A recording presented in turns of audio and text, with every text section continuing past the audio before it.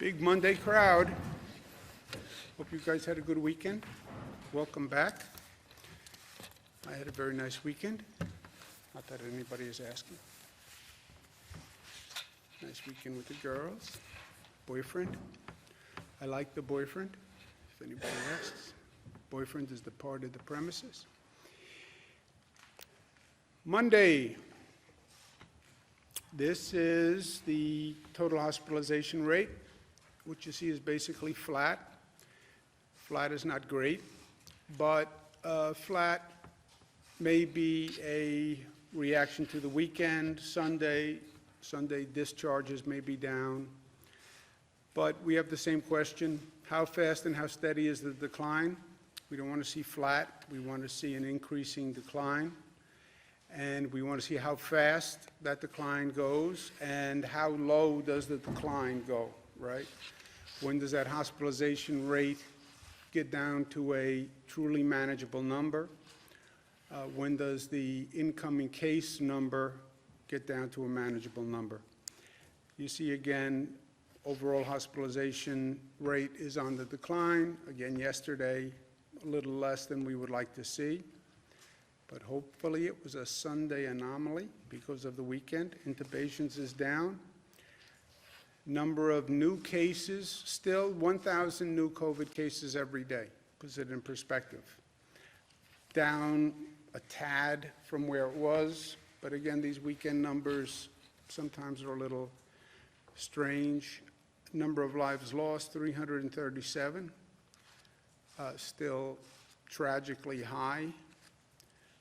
But on the decline, if you look at it over the past few days, not that that gives any solace to 337 families who are suffering today. On testing, this has been a big topic, increasing testing. It's been a scramble for all the states. We're doing well on it. The testing tells you where we are, right? And whether the infection rate is going up or going down. We've now tested 7,500 people statewide, so that's a very significant number, and it gives us a snapshot of where we are. It's just a snapshot, but snapshot, snapshot, snapshot. You look at the different pictures, and you have a movie at one point, and you can track what is happening. So it's 7,500 people. The percent statewide that's positive is 14.9. When we tested 5 days ago, it was 13.9. 13.9 to 14.9, 1 point. Statistically, it's in the margin of error. I'd like to see the margin go the other way, but male, female, they both went up a point. Men are still more likely to have the virus than women by a couple of points. Whatever that bespeaks, I care not to speculate. These are the regional numbers in broad strokes. Long Island 14, New York City is up a couple of points. Westchester, Rockland is up a couple of points. The rest of the state is basically flat. This is the infection rate by region. People hear New York, they think New York City. Yes, we have New York City. We also have upstate New York, North Country, which is predominantly rural or suburban. And you see different situations across this state. This is not a homogeneous state. So the Mohawk Valley, 2.6%, North Country, it's 1.2%. Capital District 2.1, Hudson Valley 10%, but that has Westchester and Rockland in it. Central New York 1.3, Southern Tier, Finger Lakes, Western New York 7.1. Western New York is the high point upstate. Hudson Valley again has Westchester, Rockland. We had a significant problem in Westchester, less so in Rockland, so I think that would skews that number. But when you see 1.2% in the North Country, 2.6 Mohawk Valley, Capital District. You see a much different situation than you're looking at in New York City, where you're in the 20s, right? So different situations, different strategy going forward. We're coordinating as a state, we're coordinating with our neighboring states, but you still have to take into consideration the variations across the state. And that's what we're trying to navigate. By race, you see the percent for Asians is ticked up, African Americans actually down. Latinos went up 10%. Nobody can explain what caused that jump in this survey, and it's something we're going to watch, and we're doing more testing in lower income communities and African American and Latino communities, as we discussed. And the age breakdown is fairly consistent with where it was. So that's where we are today in New York. New York City, obviously, high point in number of cases in the country, higher than some countries globally, and upstate New York, a very different reality. Big question is reopening, especially for those places with less of an issue to begin with, or places that have reduced their problems. And I get a lot of local officials who are calling me. We want to talk about reopening, reopening, reopening. Know what you are doing before you do it. Those are words to live by. I don't know who said it, but it is a true axiom. So we want to unpause. May 15th is when the pause regulations expire statewide. I will extend them in many parts of the state, but in some parts of the state, some regions, you could make the case that we should unpause on May 15th. But you have to be smart about it. We all have to be smart about it. As we said, there is no light switch where you flick a switch and everybody goes back to doing what they're doing. We have to take these circumstances into consideration. We have to learn the lessons. We have to move forward, and we have to be smart, because if you are not smart, you will see that infection rate go right back to where it was. We'll be right back to where we were 58 days ago, and nobody wants to do that. So what I want to say to my regional colleagues is be smart. Well, we want to reopen. Well, have you thought through reopening? And we have a couple of weeks, but start thinking through what it means to reopen. First question is, do we meet the CDC guidelines that say you reopen when you've seen a decline in numbers for 14 days? Second, we talked about, on the reopening, bringing back construction and manufacturing as the first two industries. But how do you bring them back? And what precautions are going to be in place? What precautions do you want those businesses to institute when they start? And part of this is on business. You know your business. I don't know your business. I don't know how you do business. How do you incorporate into how you do your business and where you do your business the precautions that we want to take going forward? How do you do social distancing? How do you do monitoring? Are you going to take the temperature of people who walk in the door, et cetera? And that's for government, but it's also a question for government, for business. Healthcare capacity. You want to reopen a region. What is the healthcare capacity in that region? How many beds will you have available if that number goes up? How many ICU beds will you have available? And are you contemplating what's going to happen when the flu season kicks in September, where we could potentially now be dealing with COVID cases on top of flu cases? You have to test for both and possibly have hospital capacity for both. Do we have testing in place?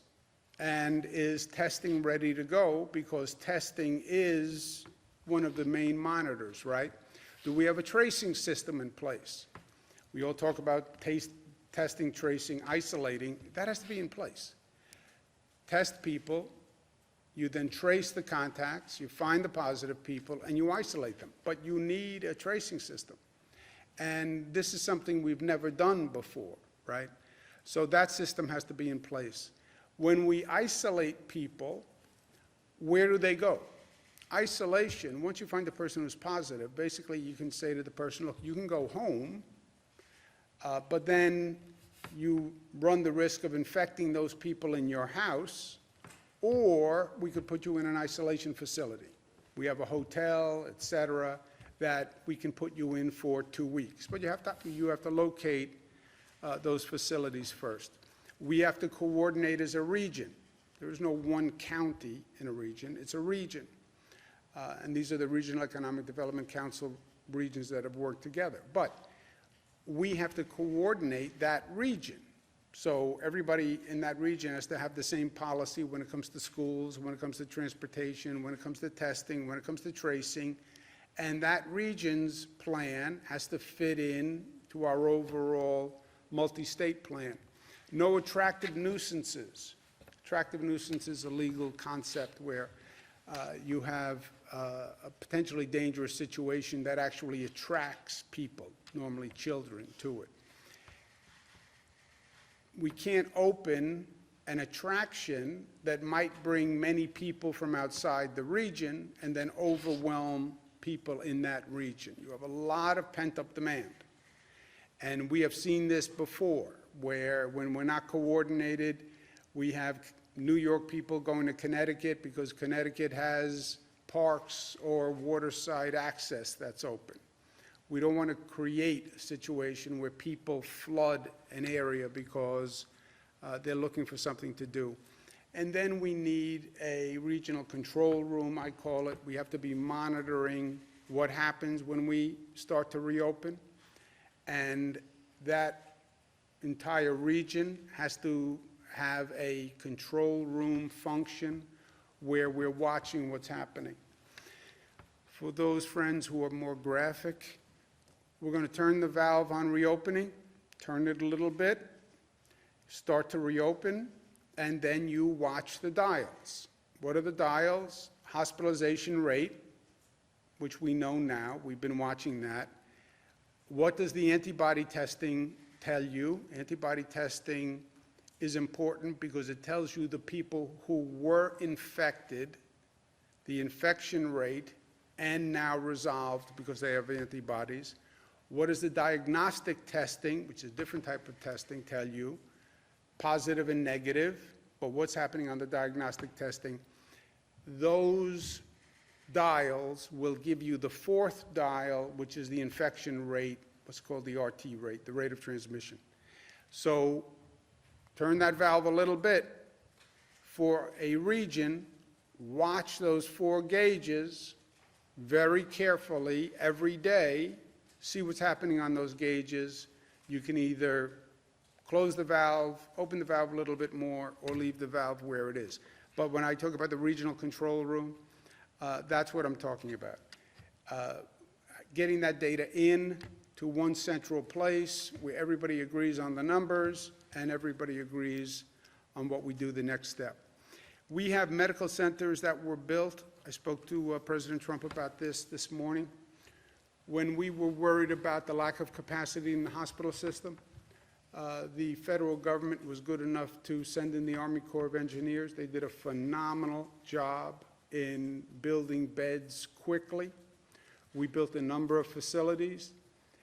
We're now talking about a possibility of a second wave of the COVID virus, or COVID combining with the regular flu season in September, which could be problematic again for the hospital capacity.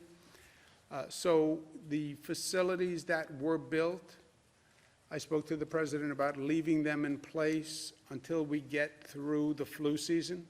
God forbid we need extra capacity again.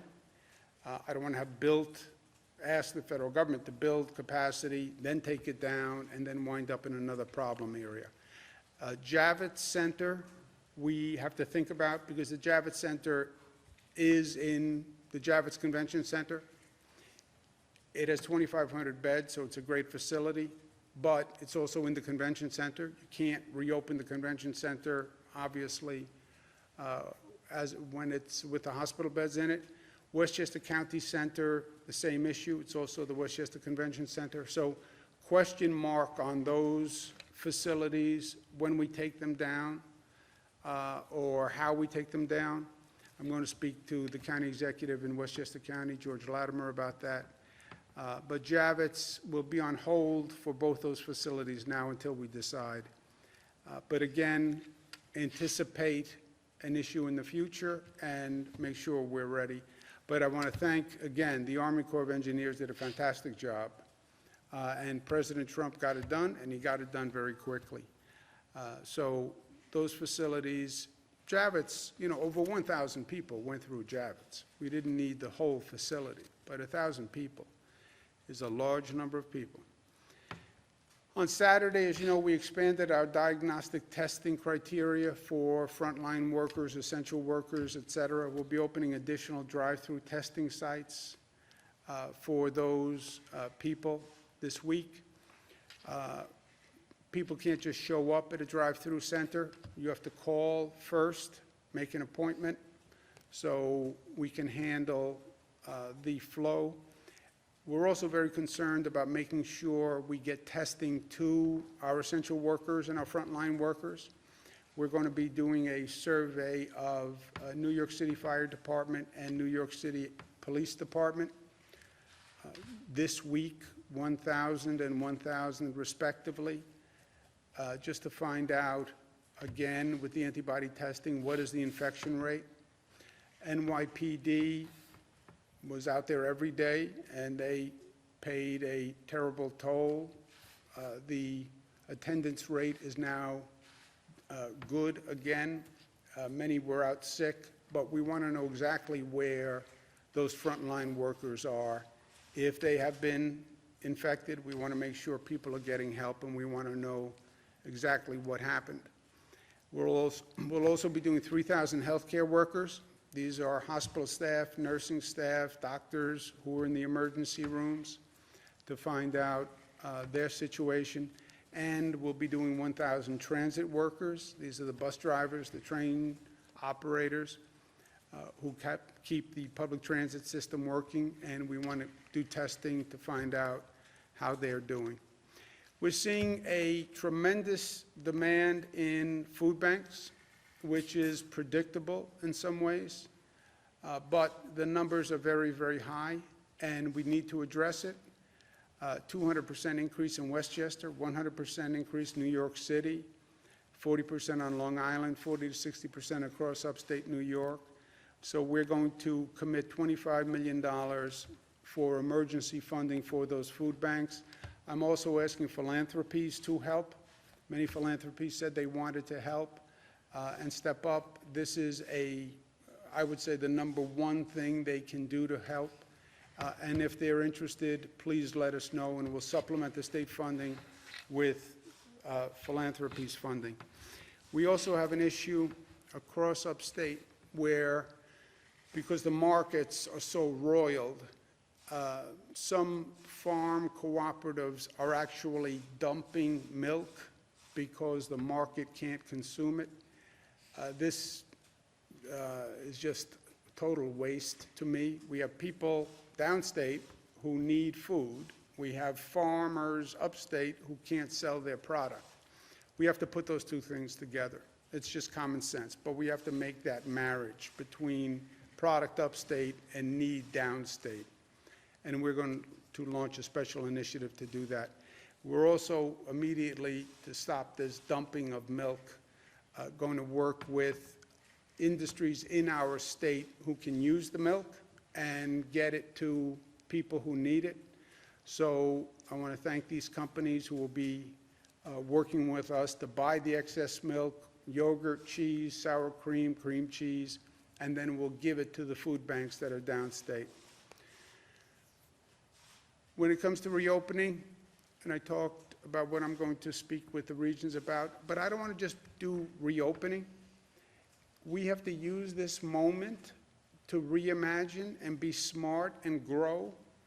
This is one of those moments, if you look back in history, sometimes it takes a crisis to wake people up, and it takes a crisis to change the body politic to actually accept change, because change is hard to make.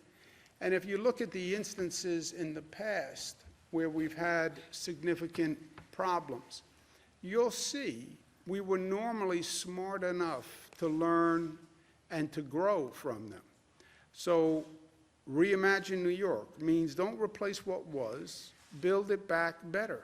And we've done that in the past. Chicago fire, 1871, killed 300 people, but we learned stricter fire safety laws. San Francisco earthquake, 1906, the same thing. Was devastating, but that led to better construction and earthquake standards. Triangle Shirtwaist factory fire here in New York, 1911, started a whole workers' rights movement and safety in the workplace. Mississippi flood, 1927, that's when the Flood Control Act started, and we woke up and started building levees and dams, et cetera. Great Depression, FDR pivoted from that crisis to an entire new economic structure. We went through 9/11, and we are better and safer as a society for it. Department of Homeland Security was formed on the federal side, which has been the single largest innovation in the federal government. Even Superstorm Sandy that we went through 2012, I was part of that. It was devastating, but New York is better for it. We have a power grid that's now better. We raised all our electric stations. We changed our infrastructure along the waterfront. We built houses back to different codes. So it's that process that we have to go through here. What did we learn? How do we change? How do we improve? We talked about teleeducation. Yeah, we went through it. We had to go through it, but it didn't go as well as it could have gone. We didn't have any notice, but let's learn the lessons. Let's do better. Telemedicine showed great potential. You don't have to go to the doctor's office. You can do a lot by telemedicine. How do we learn that? Public transportation, we're still learning. How do we clean and disinfect a public transportation system on a daily basis? I mean, just think about the scale of that undertaking. How do you do it? And we're still trying to figure it out. And then how do you have a better public health system?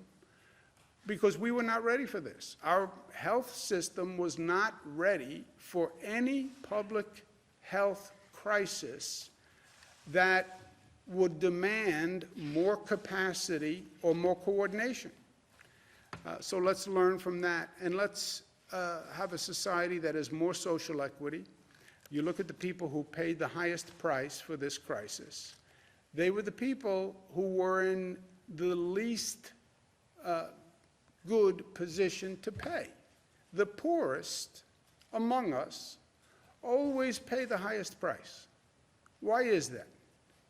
Why do the lower income communities see this disease in higher proportions? Why were the essential workers who had to show up disproportionately African American, Latino? So, is life going to be different? Yes, life is going to be different. But different in this case can mean better if we're smart about it. And when we're finished going through this, we should be tougher and smarter and more resilient and more unified and better than before. Last point. A.J. Parkinson, great quote, "I respect elected officials who aren't typical politicians." Elected official does not have to be a politician. Politician has bad connotations to politicians, the word politician. You can be an elected official who's not a typical politician, not a go-along, get-along kind of guy, not a make-no-waves kind of guy. Kentucky Governor Andy Beshear stood up, said to his senior senator in the state, Mitch McConnell, that Mitch McConnell was wrong on saying he wouldn't provide funding to state and local governments, and wrong in saying states should go bankrupt. It is hard for a governor, especially Andy, who is a relatively new governor, to stand up to a senior official and speak truth to power. That is hard. Takes guts, takes courage. And you don't get that from a typical politician. So it warms my heart to see an elected official who is not a typical politician. Thank you, Governor. Questions, comments? Governor, are you confident that the president will use the Defense Production Act to make more chemical reagents and swabs? I don't know exactly what the president has said about using the Defense Production Act. I know he's used it in some situations. I don't know if he said that he'll use it for swabs or reagents. What do you make of the models that appear to have overestimated hospitalizations, but appear to have sadly been more accurate when it comes to lives lost, particularly when it comes to New York? Look, we've said all along, every projection model showed many more people being infected. CDC model, Coronavirus White House Task Force model, Cornell-Weill model, Columbia model, McKinsey model, they all showed a higher projection rate. They were not wrong. We changed reality. We changed reality. They said the curve was going to go like this. We changed reality. We shut down, we closed schools, we closed everything, and the reality was the number was much, much lower, which is a beautiful thing and a good thing, and a testament to the intelligence of the people of this state and this country. So, were they wrong? No, you changed reality. And the reality was much more beneficial, and hundreds of thousands of people who they projected would get infected if we did nothing, was basically their projection, weren't infected. I'm talking specifically about the 16,000, there were estimates that that's how many lives New York would lose.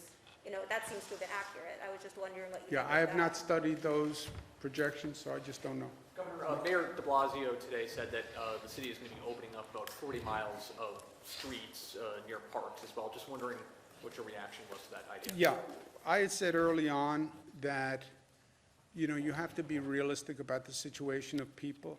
You have people in a very dense urban environment, and stay at home, but you can go out, go for a walk, get some air, et cetera.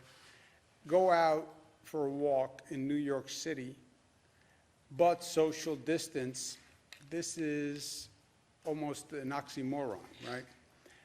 It's very hard to walk down a sidewalk in New York City and maintain social distancing. So I had said New York City should open streets, because remember, New York City, the traffic is way down, way, way, way down. I don't know the percentage, but it's like night and day. You look at pictures of New York City, you see 1 or 2 cars going. So open streets.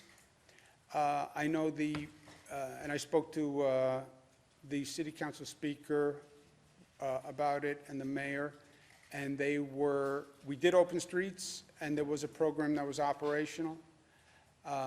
Apparently they have a disagreement about how it works. I said, figure it out. If they can't figure it out, I'll get involved. But you need to have streets that are open. You have less traffic. You need streets open so people can walk and socially distance. You can't do that on the sidewalk. And there has to be a way to close streets because you have no cars. If you have no cars, you don't need as many streets. There's a direct proportionality. Governor, you said you spoke to Donald Trump this morning, the president, correct? Yes, sir. About what time was that? Ballpark. Oh, I don't know. I ask because at about an hour ago, he posited about poorly run states, in all cases Democrat-run and managed, looking for bailout help. Did you discuss, first of all, federal monies coming down to the state of New York? And second of all, how do you feel about him referring to that as a bailout? No, I didn't discuss that with the president. Look, first, I believe, and I said at the time, I was consistent, the last bill that they passed that only did small business help, and everybody supported small business help, should have included state and local. Now, when you say state and local, there's no personality to state and local. I get that. Don't say state and local.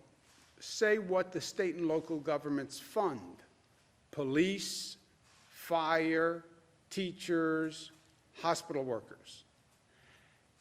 Fund small business, but also fund police, fire, school teachers, and hospital workers. how can you exclude them when you're talking about priorities? Yes, small business is a priority. So are police, fire, school teachers, and hospital workers. I don't know why they passed the bill without including that at the time. And I said that. I said it to my congressional delegation. Everybody said, oh, don't worry, that'll be in the next bill. Yeah, but that was the third time they said that'll be in the next bill. And pardon me for being suspicious about Washington politicians, but don't worry. When I hear them say don't worry, I worry deep inside.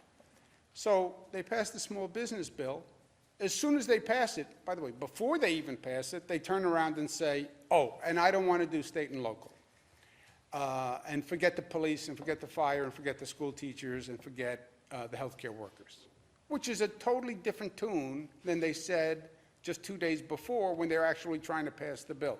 Because if they had said that before, they would have never passed the bill. So we are where we are now. Bailout. This is not the time to be talking about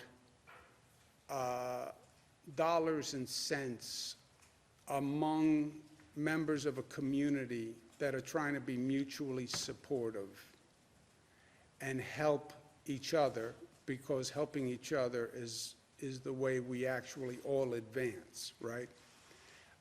So this is not the time to be saying, well, you put in $1 more than I did, or I put in $5 more than you did, right? It's anachronistic to the concept of community and sharing and mutuality and sharing benefits and burdens, right? I'm wearing a mask to protect you. You're wearing a mask to protect me. That kind of sharing and mutuality is repugnant to this bailout, you got this much, I got this much. But if you want to go to who's getting bailed out and who paid what, nobody would be bailing out New York State. New York State has been bailing them out every year for decades. If you want to do an analysis of who is a giver and who is a taker, we are the #1 giver. The #1 giver. Nobody puts more money into the pot than the state of New York. We're the #1 donor state. And if you want to look at who happen to be the donor states, who are the giver states, they are the same states that they're talking about now. Who were the taker states? Kentucky, southeast part of the country. And by the way, I understand we're one nation. You put into the pot what you need, I put in what I need, you take what you need, you take what you need. And that's the way it's always been. But if you actually want to call for an accounting, which I think is repugnant to this time, and I don't think it's constructive, and I don't think it's healthy, but if you want to call for an accounting, you're making a mistake, because you lose if we do an accounting. You lose. And you happen to be 180 degrees wrong in what you're suggesting. So that phrase bailout is not helpful, you would say? I would say first, at this moment in time, when people are working together and people are sharing and people are sending ventilators across the nation to be helpful, and 60,000 people are volunteering to help New York State, and they're showing love, and they're showing unity, and they're showing mutuality and community. That is such a beautiful moment, right? And it tends to happen after a crisis. We saw it after 9/11. People just come together. We're Americans first. We're not Democrats, we're not Republicans, we're not East Coast, we're not West Coast, we're not Northern, we're not Southern. We're just Americans. That is such a beautiful, special moment. to now say in the middle of that moment, who owes what to whom? What? You want to talk about money now? This is not about money. It's about working together and helping and sharing, and people are dying, and it's about grief, and it's about comfort. It's not about money. But if you want to make it about money, you're making a mistake, because you're going to lose on a tally sheet, and it's not even going to be close. But you want to tally up who owes what to whom? Go ahead. It's not even close. Is this a turnaround from what you said last week? Let's go next. Governor, where do casinos fit on phased reopening? Would you consider those an attractive nuisance? Casinos, you'd have to look at the industry and how they're going to conduct their business. You'd have to do social distancing, you'd have to have monitoring. It's going to be difficult in the context of a casino, but depending on the casino, not impossible, but you'd have to look at it on an individual basis.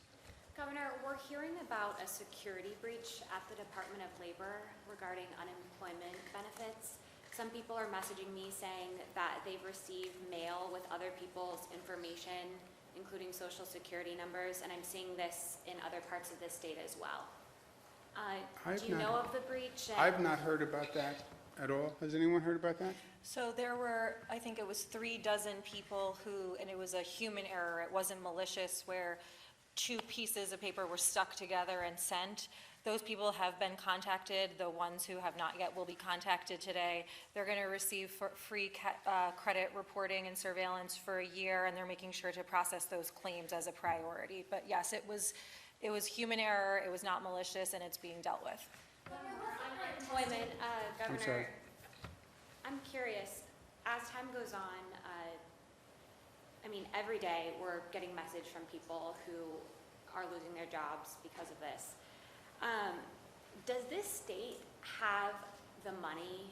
Do we have enough money to keep paying out unemployment as more and more and more people become unemployed during the pandemic? No. That's why the federal government has to provide funding, because we don't have the money. How much do we need for unemployment?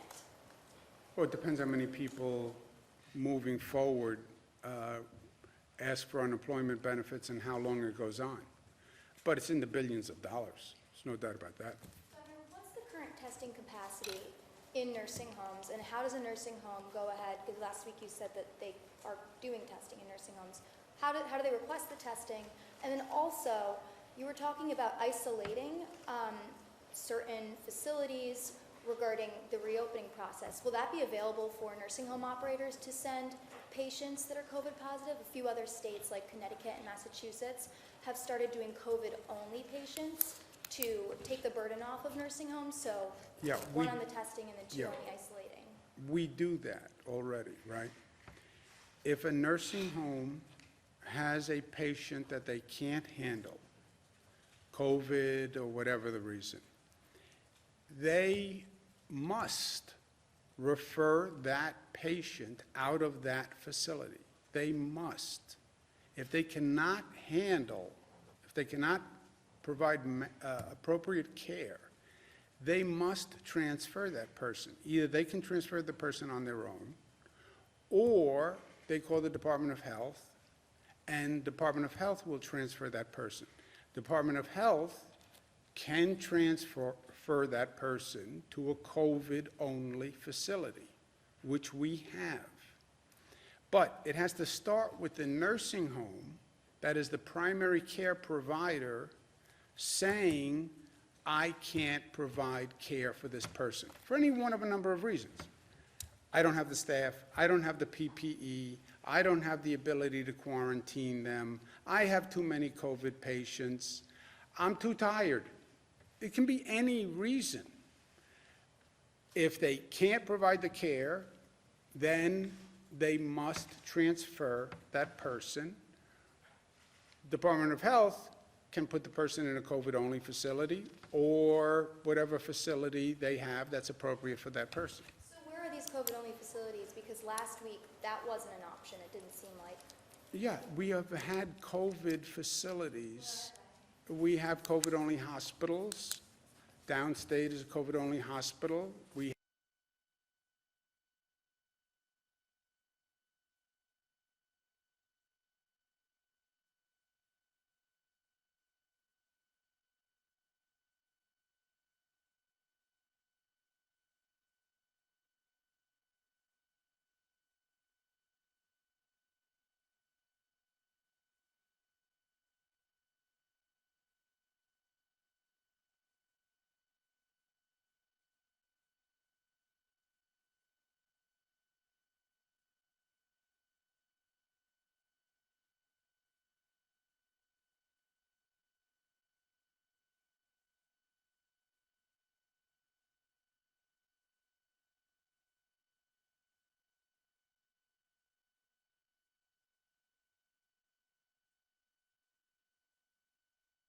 why the Comfort wouldn't take a transfer from a nursing home.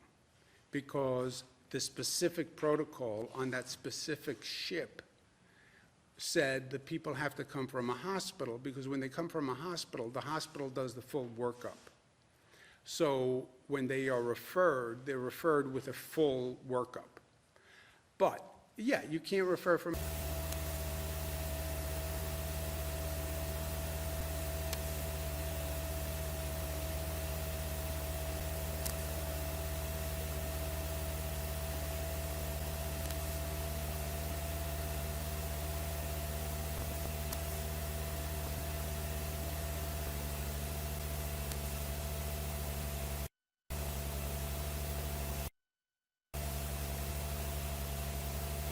And people start to get looser, and they don't do as much social distancing, and they don't wear as many face coverings. Now the disease starts to spread again, and here comes that boomerang. We can't have that. We have to believe that when we have that jump-off moment, it's one, we've really seen the indicators go down. Two, that handoff I talked about to the testing and tracing. Remember, the testing and tracing is like an offense. It's like a fight back against the disease, because you're finding... cares about just that ship. If the point is that nursing home should have referred that patient and should have told the Department of Health, I can't handle these patients. They were, and that's why because they needed more medical staff. And so the No, problem then was, just, no, just, I can't, just whatever reason they want. They call the Department of Health and they say, you take Bernadette. I can't handle her. And the Department of Health takes her. Now, when the Department of Health takes Bernadette, they no longer get paid for Bernadette. Oh, money. Go ahead. So could a nursing home, sorry, Jesse, could a nursing home patient go to a hospital then? So if a nursing home is overcapacitated, they can't handle their patients, could a patient be transferred back to a hospital, and the hospital could then care for this person? Yeah, That can happen? yes. Have you guys gotten requests for that? No, Not yet. not yet? And would the nursing homes be open to regulatory scrutiny if they told the state that they can't Let's care just, for people? we No, just no, do no, it. please, go ahead. Yeah, I was just bouncing off of Bernadette's point, just if nursing homes were to tell the state that they can't handle a patient or they don't have enough PPE, or for whatever reason, are they opening themselves up to scrutiny from state regulators? Not at all. They're opening themselves to scrutiny if they don't do that. If you keep a patient and you get paid for that patient and you can't provide adequate care for that patient, then you have a problem. On the issue of antibody tests, you reported today that 25% basically of New York City residents are coming up positive on that? Is that What was the number? about 25%? Is it safe to extrapolate from that over 2 million New York City residents have been exposed to this and recovered? What does that information give us? What does those results give us? Yeah, saying 25%. By this survey, 25% of the New York City population had the virus and now has the antibodies. And what does that say about the death rate? What does that say about the severity of the crisis? Much, much lower. Well, the death rate is much, much lower because it changes the denominator, right? This is what we talked about last week. You take the number of people who passed away, and we never knew what the denominator was, right? So if you want to know what is the death rate by percentage of those who were infected who passed away, yeah, it changes the denominator, and we had it down to 0.5%. One more thing, Nick. Just on the issue of antibody testing, the World Health Organization said on Friday, there's currently no evidence that people who have recovered from COVID-19 and have antibodies are protected from a second infection. What do you make of that? Yeah, well, as we talked about last week also, you get different opinions on whether or not you can get infected again. Remember, one time the conventional thinking was, once you have the antibodies, you're immune. You can't get infected, so you can go back to work, et cetera. Now they're saying, we're not so sure that you're immune. You may be immune, but you may not be immune. Doesn't that complicate and change your calculations about how to reopen the state and even your approach to antibody testing? Well, the antibody testing does something else for us. The antibody testing does two things. One, what is the infection rate? Which it tells you with a 2-week lag, because you know what % were infected. Two, it tells you who can donate convalescent plasma. That it tells you. The third, the theory you're referring to is, well, now you have the antibodies, you can go back to work, right? We've never deployed that, and I don't know what that was really going to do for you anyway, because what %, you actually made this point a couple of weeks ago, what % are actually going to have had the infection, and can you really restart an economy on that smaller number? And now it's saying, if you believe the World Health Organization, you can't even say for sure those people won't get reinfected. The point is not necessarily that people with antibodies would be able to necessarily return back to work. No, That theory is not operational anymore. no. I mean, there's a theory, it'll go person by person, but you'd have to make your own calculated risk. You had it, you have the antibodies, my brother Chris, he had the antibodies, maybe you're immune. Yeah, maybe you're not immune. Governor, the State Board of Elections today just now has voted to cancel the presidential primary, removing Bernie Sanders from the ballot. Was this the correct move? I'm not going to second guess the Board of Elections. There are a number of, I know there are a lot of election employees of boards of elections.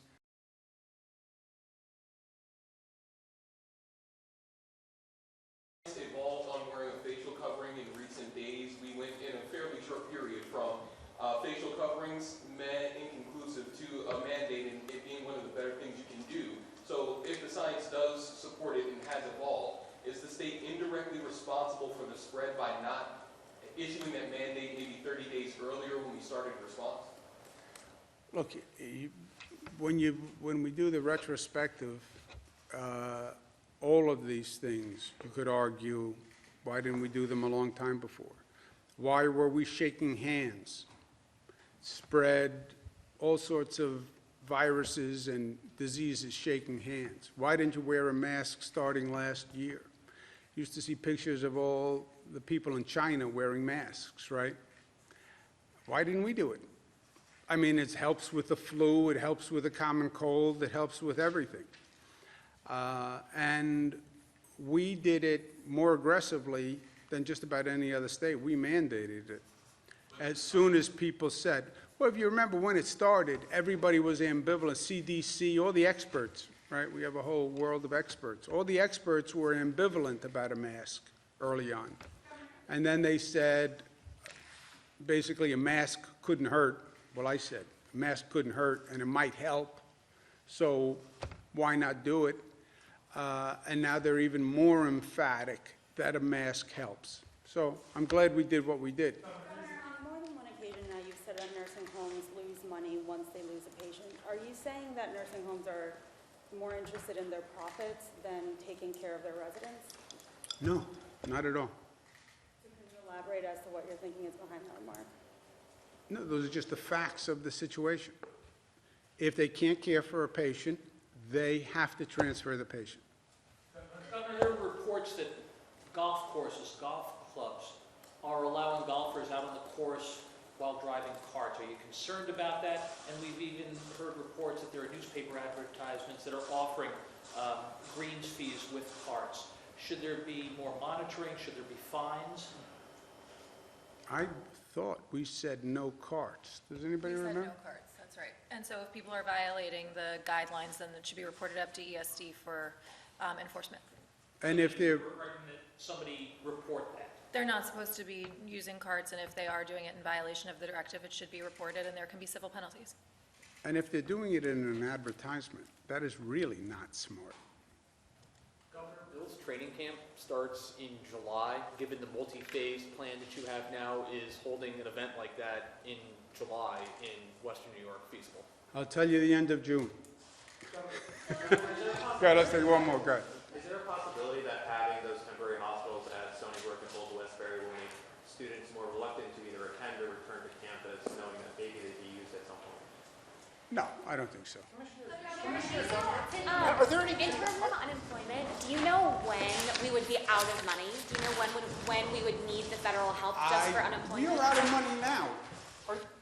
We are now running a $10 to $15 billion deficit. And just So we're out of money now. And for your context, we've paid out, as of Friday, $3.1 billion in unemployment already, as of this past Friday. Should we have a raised tax